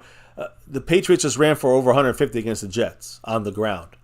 Belichick will definitely pick at our wound. Again, let me reiterate, none of this has to do with Trayvon Diggs. That's right. Why the big hit on Trayvon Diggs, it's big, but not as big as not being able to stop the run. Not even close. Not even the same area code. So we got to stop the run. That's number one. Trayvon Diggs hurts, but it's not the reason why we lost or going to be the reason why we lose this year. And with a $5 holler, Marco Sebnick. Yeah, the man. Another big mahalo to him. He's slowly but surely powering himself back up there on the stream, boss, saying, bottom line is this. They had injuries and had a backup quarterback. They had like 1 or 2 players that are above average and a bunch of nobodies. Correct. And we lost. Correct. And our defense got 28 points scored on our ass. Not because Dak threw a pick 6.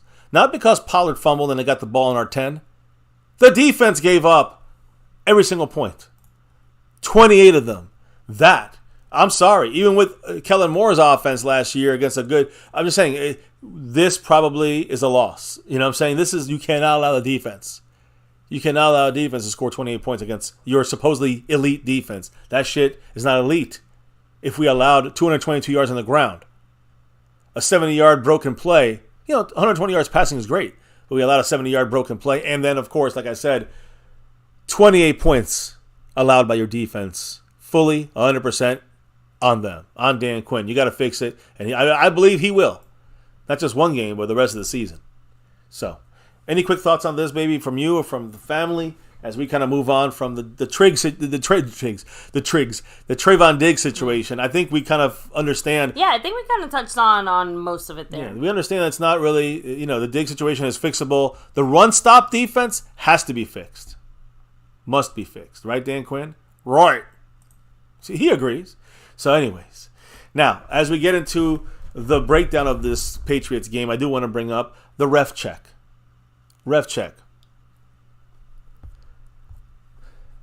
So I don't have the referee picture there, but I did want to say that we do know that Scott Novak. Oh, we know that name. Scott Novak. So that does sound familiar. He's going to be refereeing this Cowboys game against the Patriots. The Cowboys have had Novak twice before. The Cowboys were flagged 10 times against the Cardinals in January 2022. That was when Michael Gallup hurt his knee. And we were flagged 10 times in that game. I knew it wasn't this past game because we had way more than 10 flags. And 13 times, which is what we had this time. We actually had 16, but 13 flags against us against the Giants last November. So, again, that's the Thanksgiving game. The Cowboys had a shitload of flags from Scott Novak on both games we saw them in last season. And I not a good sign. A shitload of flags once again. This means weekend. If you're Mike motherfucking McCarthy, and you guys in the chat yesterday said that the penalties was the biggest issue. Okay. Well, then this cannot happen this week. We know this is going to be a flag. Let me explain. Scott Novak and his crew, he's a fifth-year referee. He's been a referee who's favorable. I say fifth-year referee. He's been around a lot longer, but he's fifth year as a head referee with leading a crew. He is favorable to who? The road teams. That's the New England Patriots this week. Novak has worked NFL games since 2014 as a side judge, a field judge, and an umpire. So again, a lot of experience as well as 5 years of being a head ref in the league. But here's the thing: we have to be careful. With this guy, with Novak, this referee will be watching, and his crew will be watching the offensive line. Oh man, we need all 5 of our offensive linemen in this game, or they're going to be calling every flag. Guys, their crew is known as one of the more flag-happy units around the NFL. We all know they are probably one of the heaviest throwing flag refereeing crews in the NFL. When you hear Novak, I say know that. So again, we got to be aware that he's going to favor the road team. He's going to favor the underdogs. He's going to be a guy that has, that's going to throw a lot of flags, and he's going to watch the offensive line. So if I'm McCarthy, what do? You go extra training, extra teaching in the offensive line to keep your hands clean. Do not be grabbing and pulling because you're going to get a flag on you. This crew, the Scott Novak crew, has penalized teams for false starts and offensive holding more than anyone else in recent years. You got to stay clean offensive line. The good news is if things trend in the way that we're expecting them to, at least the O-line shuffle we were doing this past week and earning every other penalty under the sun Undrafted won't be left as and much right. of a factor because we're going to have Biadasz back, and that just makes everything run much smoother. Well, Biadasz back, and Zach Martin, and Tyler Smith. Tyron Smith. I didn't want to include all of them just because, like I said, because here we're talking specifically about, penalty situation and stuff like that. It felt like the timing was a big factor there, in the sense of, even our own offensive linemen didn't necessarily know where they were in the snap count there for a second. We saw, I'm just saying, that to me felt like the bigger Hoffman, factor. So that's why, and that to me does start with the center. That's why, yes, of course, Zach Martin being back helps. Tyron Smith and Tyler Smith and all let's the start with Smiths Biadasz because that's the guy who, again, you're right about the timing stuff, and he's in tune with making the offensive line calls and in tune with Dak. My point with Tyler Biadasz, I think it was close this week. I think he will play this week. I'm saying this week as in this past week against the Cardinals. I think he will play. We'll be set at center, but I'm almost 100% positive I know Zach Martin's going to play. He's going to play because he was close to playing this game. Same thing, even more so for Tyron Smith, who was about to play this game. He was in pads. So I believe we're going to get our entire, again, knock on wood, Wednesday, Thursday, Friday, nice and Saturday. Now we got to worry about walkthroughs. They go nice and clean. If we go nice and clean, Tyron Smith will be there at left tackle. Tyler Smith will be there at left guard. That's going to be nice. On the left side, you're going to have Zach Martin at a right guard. You're going to have Terrence Steele at right tackle. And then you're going to have Tyler Biadasz at center. That is our front five. We got to keep our hands clean. Very important for this refereeing crew that we stay clean with them. Now, I do want to break down this situation when it comes to our defense. Oh, not defense. I'm sorry. This matchup against the Patriots. Now, we're going to have something that Boomer Esiason said about Zeke soon. But before we get there, I want to take this piece by piece and start with. Well, let's start with this situation. I got to put up on the screen for you guys. There you go. The Patriots. And before that, take a second, hit like, subscribe, hit that notification bell, follow us anywhere and everywhere at MyCowboysFamily. Hop in the Discord link for that's in the description box down below. And an extra special shout out, of course, to everybody here in the chat, chilling, hanging with us, rolling with us tonight. Yeah. So when you look at some of the basic things, guys, of course, 4:25 Eastern time, the game kicks off. As we look at this first kind of a first glance, a first look at this Patriots team, they're 1-2. They just barely won against 15-10 against the Jets. Cowboys are 2-1. We know we lost. Passing wise, you're looking at Mac Jones, the quarterback for the New England Patriots. He has thrown 5 touchdowns. Dak has thrown 3. Dak has 1 interception. He only has 2. And again, when it comes to the yardage, Dak's thrown for 647. Mac Jones has thrown for 748. Very similar there across the board for both these guys. One because of, I think, his talent, Mac Jones, and one because of the scheme with Mike McCarthy. Rushing yards. We know Pollard, 62 carries, 264, 2 touchdowns. That's his numbers right now. Much better than their guy, Stevenson there, Ramondre Stevenson. He had 46 carries, 134 yards, and only 1 touchdown. We know they got Zeke, though. He had his best game. We're going to talk a little more about Zeke in a minute. He had his best game against the Jets this past week. Really helped them. to get that victory. So CeeDee Lamb for our side of receiving, 19 receptions, 273 yards, but no touchdowns. You talked about Trayvon Diggs and Stephon Gilmore and who we have to kind of cover and do with what. They're going to have the Bourne identity. All right, what's his name? Bourne? I forgot his first name, but he's going to be out there. 14 catches, 139 yards, and 2 touchdowns. He's at least caught 2 touchdowns, even if CeeDee Lamb has like doubled up his yards. Either way, that we're going to have to watch Bourne over there on the outside as a receiver. He's one of their number one targets over there down the field. Now, total yards for the Patriots, they get about 356 yards. We get 362 on offense. So they're kind of staying with us there offensively. Passing, they throw for 249 yards. We throw for only 215. As you can see, we are not that pass happy, and that's something that people are complaining about when it comes to Mike McCarthy. But 250 yards for them passing. The yards rushing, 107 for them. We run for 147. Now, when you flip that and look at our defenses, the yards allowed from the Patriots, they've allowed 285 yards. We've allowed 287 yards per game. Not very good there. The Cowboys are basically right there with the Patriots. They have similar defenses. Passing yards allowed when it comes to the Patriots, they've allowed 192 passing yards. We allow only 156 passing yards. Rushing yards, though, we allowed 131 passing yards per game, while the Patriots have allowed 93.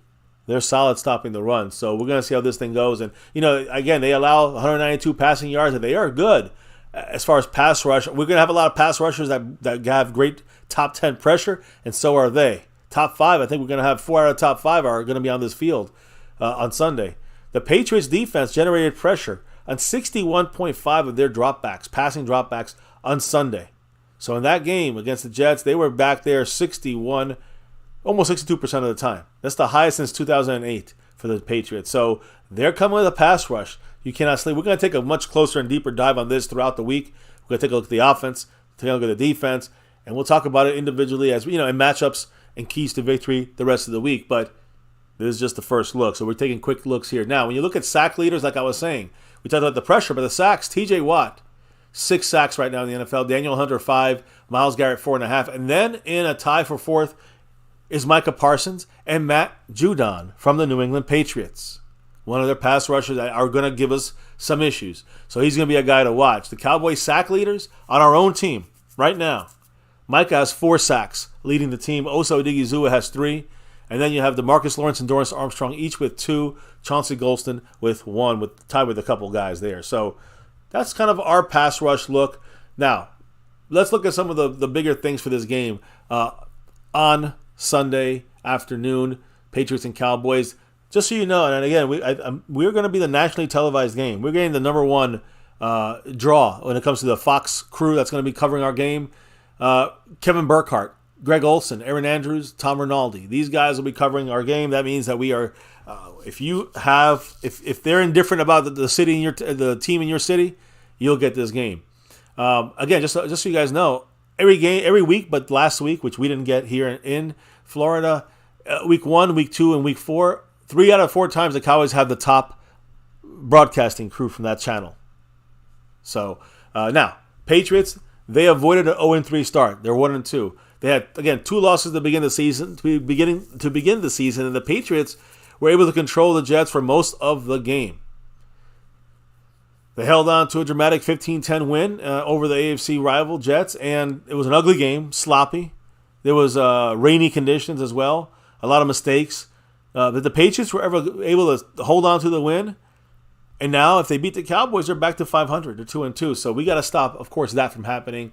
Mac Jones, quarterback for the Patriots. You know what happened to him, baby?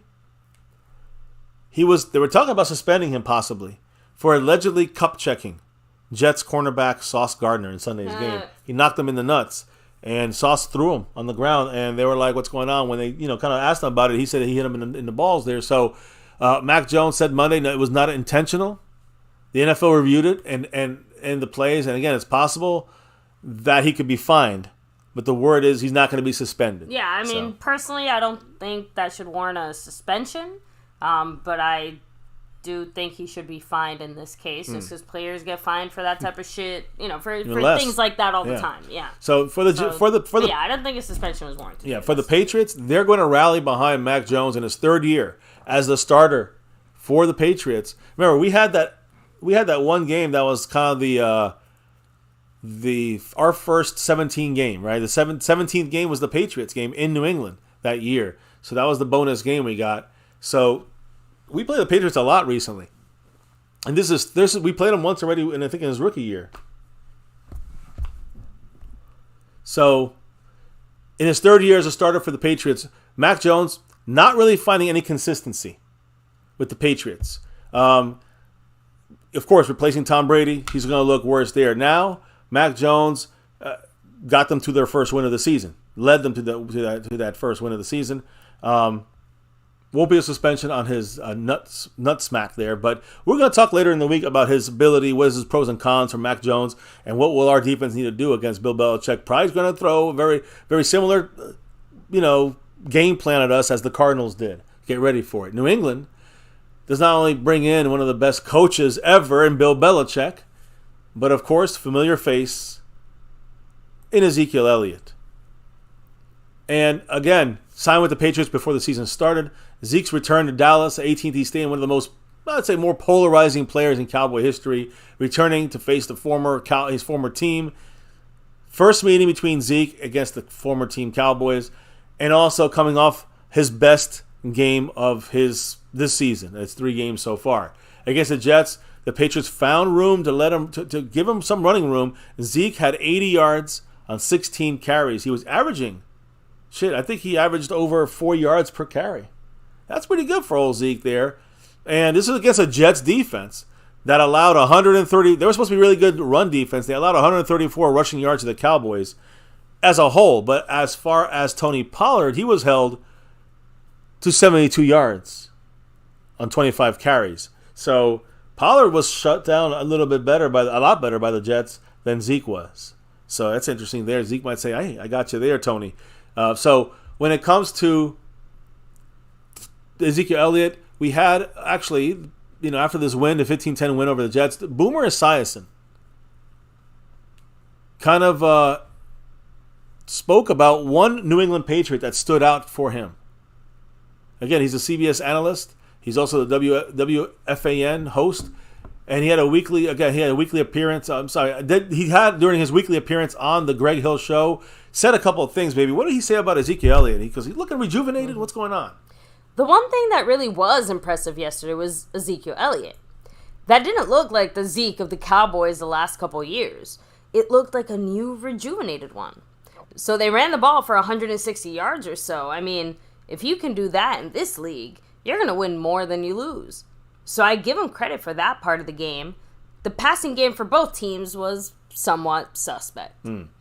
Zeke led all rushers with 80 yards on 16 carries. Again, let me reiterate that. He didn't get 4 yards. He was averaging 5 yards per carry on those 16 carries. And he also had a catch for 7 yards. It was easily the most involved Zeke has been since joining the Patriots. He only had 12 carries before that for 42 yards in the first 2 games combined. So obviously they really used him a lot more in the last game. He more than doubled his production in the first 2 games. And now he's coming to Dallas feeling confident. So anyways, when it comes to us, what do we got to do? We got to shore up our run defense. This is what I'm trying to say, family.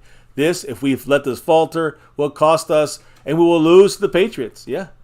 Shoring up the run defense is a major thing for the Cowboys. Problem for us the last couple of years, but under Dan Quinn, it's been always still a problem.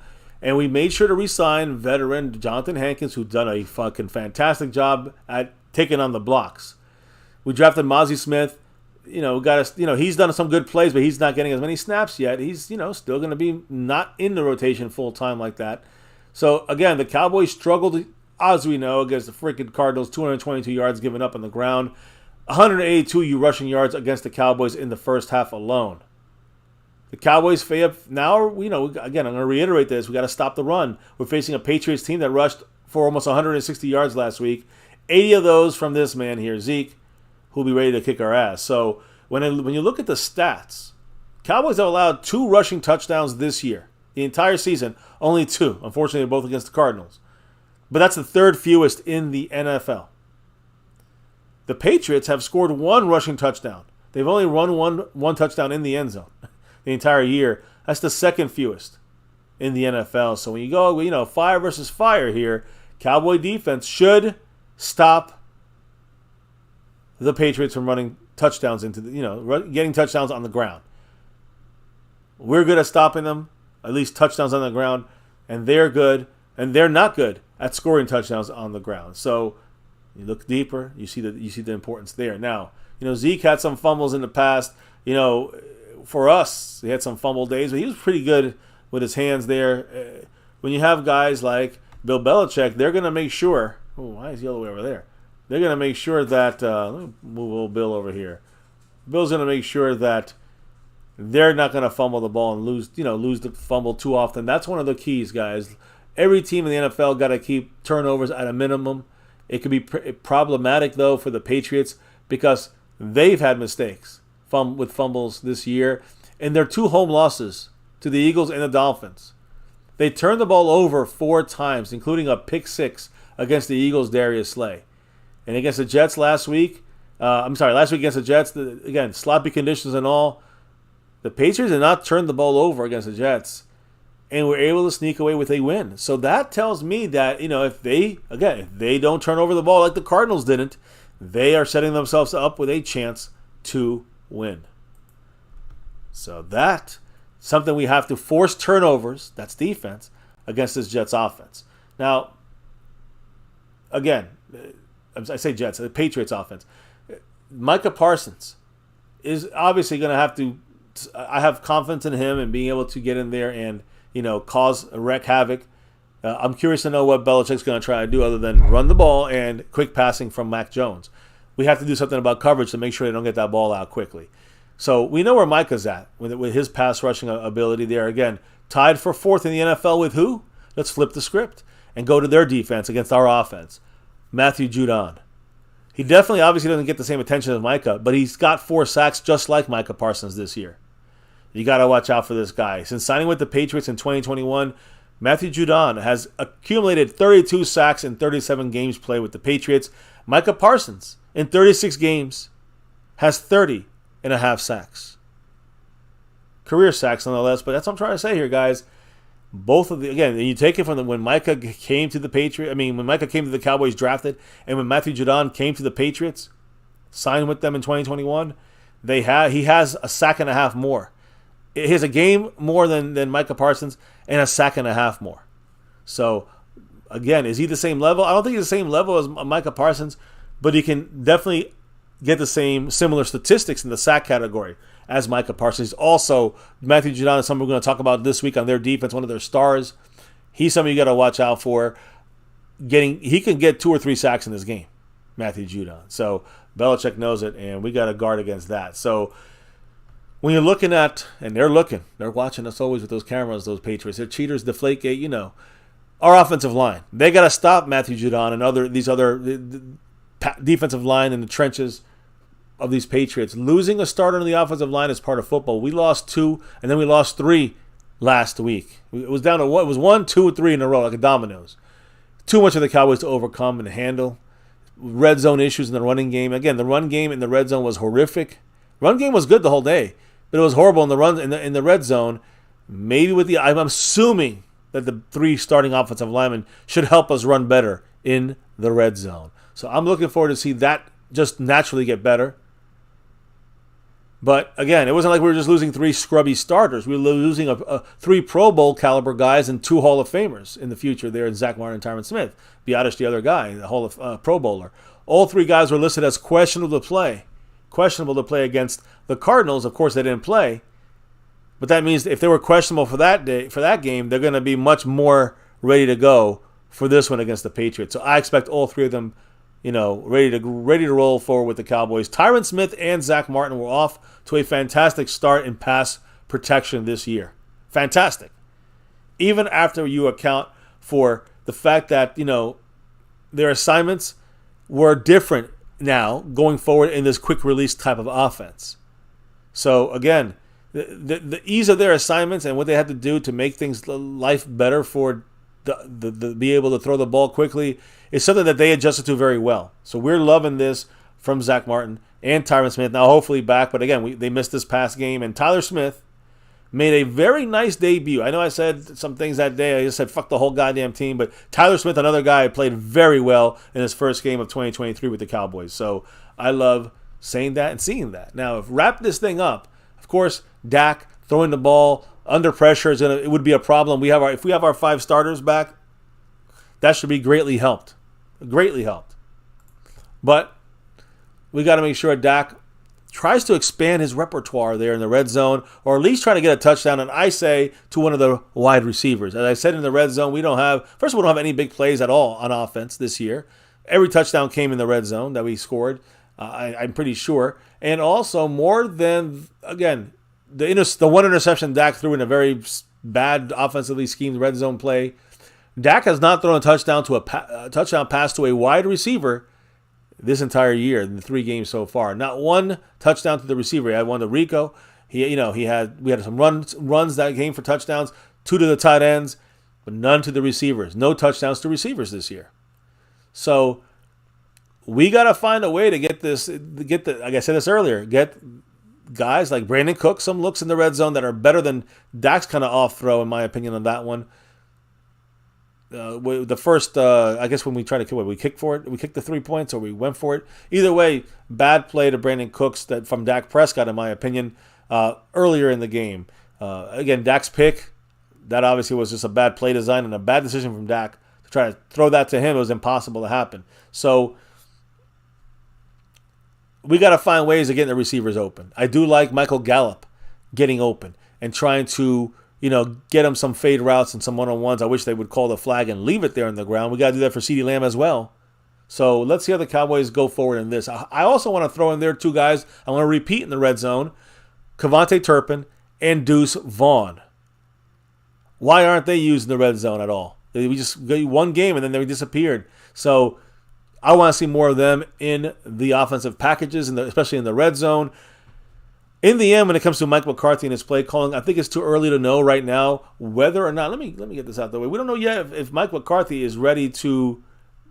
Again, we saw this as a very run-heavy team for the Cowboys, as we are heading into this Week 4 game. But after 3 weeks, Mike McCarthy has been basically saying, "I'm going to run the damn ball." I think it's more the fact that we were up 40-0 and 30-10. I think that's the reason why we just looked like we were running the ball more. It's kind of like when Bill Belichick, kind of like would run a lot to make it look like they were a balanced offense, but they ran at the end of in the 3rd and 4th quarter to run the clock out. They passed the whole first half. And I think that because we were up against the Giants and Jets so early and so controlling of the game, we just ran more and took it a little more conservative.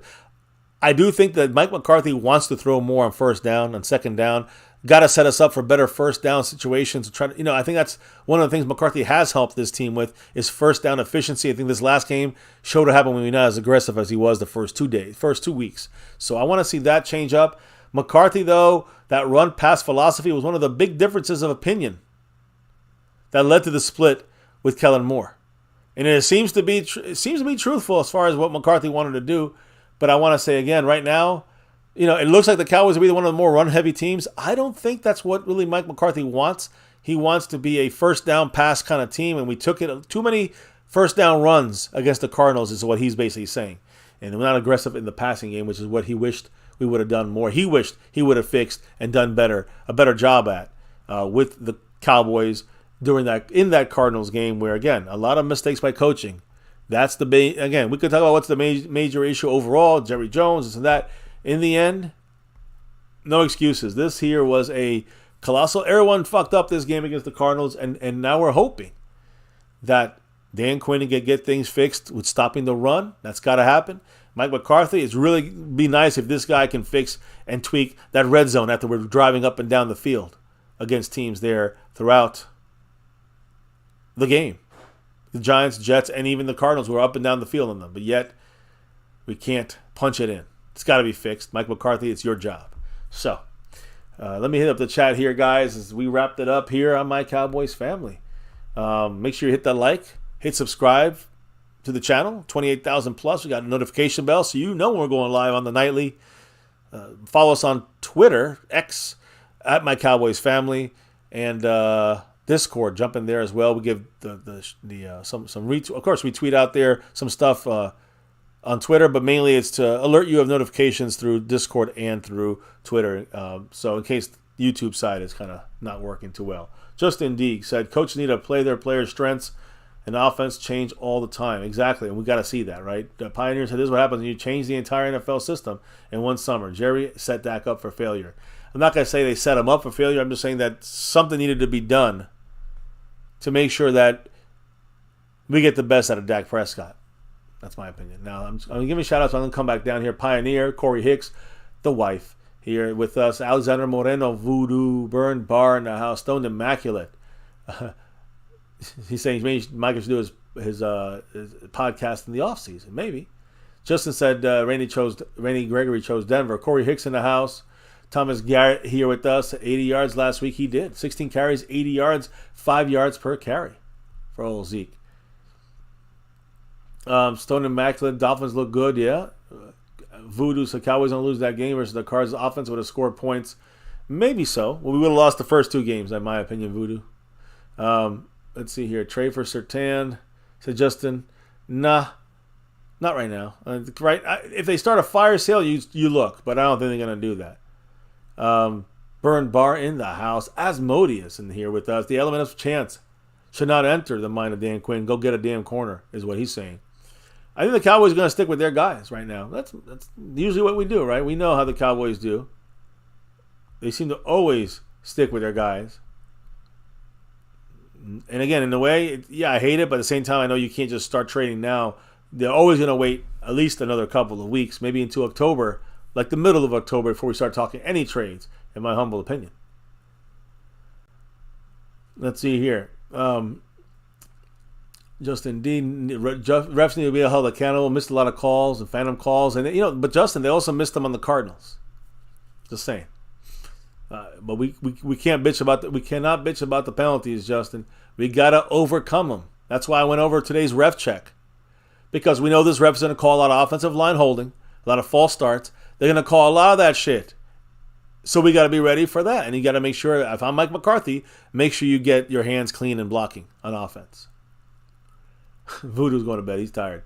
Justin D here again. O-line was not the reason we lost it, and I agree, Justin. Our backups are hanging in there.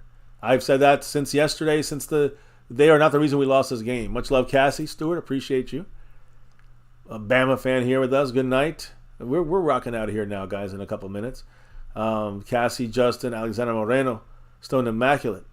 Justin D, the place to be. Asmodeus hit me in the balls coming at you, just catch after I catch my breath. Yeah, that's the nut knocker there that old Mac Jones did. Old McDonald over there. Pioneer said the backup quarterback is better than the starter as far as not the Cowboys, right? We're talking about the Patriots, I'm assuming. We'll see. Let me see. Justin said, I believe they only signed Greer for intel. Agree. That's exactly what they did. We talked about it yesterday. The wife said it. That Schottenheimer is changing hand signals because Will Greer and Zeke are there. Really, it's about Will Greer. Much love, Asmodeus. Always appreciate you, Pioneer, Justin D, Cassie. Here, all of us rocking it here. Yep, we're changing those signals. Damn right, Justin, we are. Azteca Aguilar in the house. Hunter Lipke. I mentioned him, but we'll see how they use him. We got to see something in the red zone work, because right now whatever we're doing is not working. Orlando Rodriguez, good night, brother. Appreciate you. South Texas representation.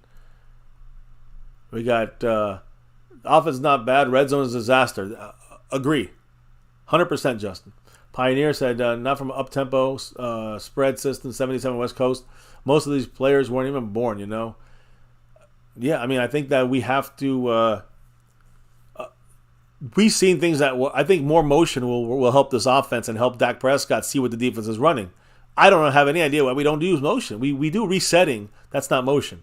We reset. It's reset. When we do motion and we snap the ball while we're in motion, Lenahan, Garrett, Kellen Moore, they never did that. And Mike McCarthy's not doing enough of it either. I would like to see more. Guidry in the house. Mike McCarthy doesn't trust Dak to make the tough throws. I saw Dak make a lot of tough throws last year that really, to me, should not have even been made. I thought Kellen Moore was putting him in too much danger. Too many third and longs. And that's what happened this year. when we are in third and long, it is tough in Mike McCarthy's offense, and maybe it is because he doesn't trust them to throw into danger, or not even trust them. I think it's more he doesn't want to have anybody drop. You could say maybe McCarthy doesn't want anybody dropping the ball, and that caused freaking 6 interceptions for Dak last year because of poor hands by our receivers. Maybe he's like, you know what, 3rd and 13, dump it down and punt. We'll live to play another day. You know, if it's 3rd and 13, 3rd and goal in the 13, just dump it down if no one's wide open, and we'll just kick the field goal. And that's the smarter way when your receivers aren't catching the ball well last year, right? I mean, we could look at this a million different ways, my guy, Ori. Whether it's, I think Dak was doing too much chances last year. Forget about the drops and the interceptions. Even when it's good plays, we were in too many long 3rd and 13 situations. Now McCarthy don't want to give the ball up anything stupid by the receiver or Dak Prescott. He wants to make sure we just let the defense win the game. That's who he trusts, and I trust them as well. And we all trust defense first over everything. But we have to get a little more offense, and that's on McCarthy. Not on Dak, on Pollard, on the tight ends of the offensive line. The offensive line backups did their jobs. It's about Mike McCarthy. And I'm a big Mike McCarthy fan this year of his offensive game plan and play calling until you get to the red zone. Then I shit. That's when I can't take it. So get a guy who's, I don't know, get a red zone play call specialist. I don't know. Get Kellen Moore to be your red zone specialist. I don't know. Let's just finish up here. I'm going to clock it out here, guys. Pioneer said, question, hypothetically speaking, if the season goes awry, who do you think Jerry Jones is going to want to be the coach of the Cowboys? I think it will be Dan Quinn. As of this moment, Dan Quinn. I'm pretty sure Dan Quinn's the most respected guy in the building.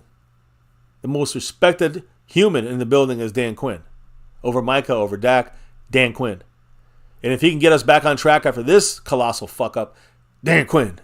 He's the guy waiting in line. That's my true answer there. Pioneer, much love, man. Yeah, we are slowing down our own fast guys. I agree. I said this yesterday, where's the Brandon Cook speed?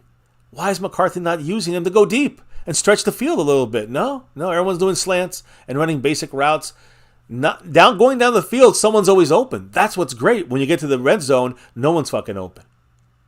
No one's open. So do better, Mike McCarthy, do better. Stone Immaculate said, Facts MCF. Much love, you guys. Appreciate you all. Shout out everyone out. Hit the like right now. Hit the subscribe button. Hit the notification bell. Follow us on Twitter, at MyCowboysFamily. Let me give the huge shout outs to those that make this thing go round and round. The people that drop the love from above tonight. Brandon James Shea in the house. Much love with multiple drops. Gifting memberships. Appreciate you, sir. We got Indian Boogie boogieing in to that Navy Blue family part of the membership side of things. And the man, Mark Hovsepian. Rocking it. First place on the overall board. You see him over there representing. He lost a couple points. Gained them back. 67 points for Mark Hovsepian. Appreciate you, man. He's also currently first place on the overall board. Brandon James right behind him in second place. The gifting leader is Brandon James, but the guy who's holding that crown this entire week is the Lunatic. Much love to Lunatic making things happen here with us. Brandon James and Jason Renfro fighting it out right now on the gifting board. And then you got, of course, the sponsor of the week. And I'm going to also say the Cash App King. Boom. SnugX, sponsor of the week, Cash App King, the takeover by Mr. SnugX. You know why he's here. He's here because he reps that Navy Blue, Silver, and Star. Sponsor of the week, Cash App King for 7 straight Trayvon Diggs streak weeks here with us. Almost 2 months. If he holds it down one more time, he'll have it for 2 straight months here. That's domination. But right now he is not the leader. The leader is a tie for first place with El Fuego. Is tied with Cab, 52. Right there for you. So again, much love to both of you guys. Cab 52 giving it, giving the drops through the Streamlabs, which is the Cash App side of things. And then when you look at the other drops, they came from Cash App, from El Fuego. So you guys are in a tie for first place on the Cash App board. I think that's pretty much everyone now, guys. As we get ready to drop out of here for the night, appreciate your love and support. Appreciate everything you guys, your conversation. The wife getting up early tomorrow for her job, but she's already sleeping. She had to, when I started going to my breakdown, she heard this earlier today. So she's like, all right, I'm off to bed. But I'm in the middle of my thing. I'm not going to stop it. So she just goes. Guys, thank you for rocking with us here. Truly do. Here on My Cowboys Family, we are crazy. We do this every single night. Why do we do this? Navy blue, silver 2 on my hat. Star over everything. I want 6 here in MCF. Win, lose, or draw, good, bad, or ugly. Let's get, and let's rep that star over everything. Let's get that 6 and rep that star. Guys, here on My Cowboys Family on YouTube for 6 years plus, 7 seasons in this thing. 7 seasons doing our thing here on the nightly. Guys, do not forget the number one thing here, now, and forever. As always, here on this channel, right here on YouTube, right here on My Cowboys Family. Never, ever forget, Yo Cowboys! Let's get that 6 and beyond. Thank you all for dropping your knowledge in the chat all night long. Yep, no excuses getting money said. Justin D needs to sleep. Peace, Dallas Cowboys for life. Guys, thank you for dropping your knowledge, your thoughts, the love from above. Can't do this without your conversation. Cannot do this without your support and your love through all the factors and family and different paths of doing that. Truly appreciate you all. But now it is time to clock out and drop out officially for the night. Relock, reload, get ready for tomorrow again. Injury reports. We're going to see how our offensive line's doing. Hopefully no one else. Hopefully everything is good. We're going to check in. That's a big thing tomorrow. You know, McCarthy's going to be back at it. Some players will speak. We'll catch you up on all the ins and outs here tomorrow on My Cowboys Family. We relocked and reloaded, but for now we got to drop out for the night. Before we can officially drop out of here, as the wife always says, we got to drop the beat. Oh, yeah. Oh, yeah. Thank you all for rocking here. Once I get rocking and dropping the knowledge and love from above. Appreciate you guys. Truly do. Stone Immaculate. Have a good one. Peace. We try our best, Pioneer. We do our thing. We love our Cowboys. And we know so many of you guys in the chat and talk with you guys. You guys are family in the realest way. We talk to some of the people in here. Pretty much anybody who jumps in whenever we're live. We talk to you guys more than we talk to our family that don't live in the home with us here, in our house with us. That's crazy. That's family. That's Cowboys family. Guys, thank you again for repping it here with us. That's star over everything. Another Cowboys chat in the books. And you see us surrounding Ezekiel Elliott. Oh, yeah. He's coming for us, but we're coming for him. Micah's definitely coming for him. Dak got to get back on track with McCarthy. Play calling. McCarthy ain't liking the Belichick spies over there. But our offensive line is going to be key to get that red zone maybe partially going forward again, right? The running backs. Is Zeke the answer? Hell no. We talked about that in detail already. Guys, we talk about it all here on My Cowboys Family. Another Cowboys chat in the books. Here in MCF, it's always about that navy blue, that silver too. And yes, you know it. That star over everything. Never forget the number one thing right here, My Cowboys Family.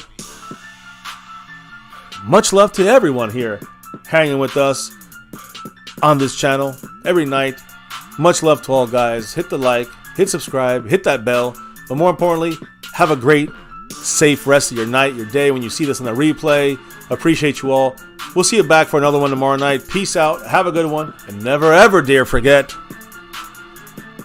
Yo Cowboys!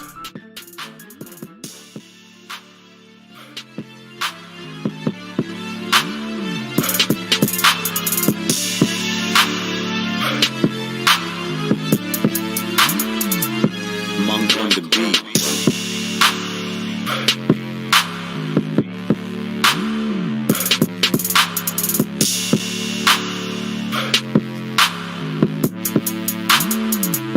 Monk on the beat.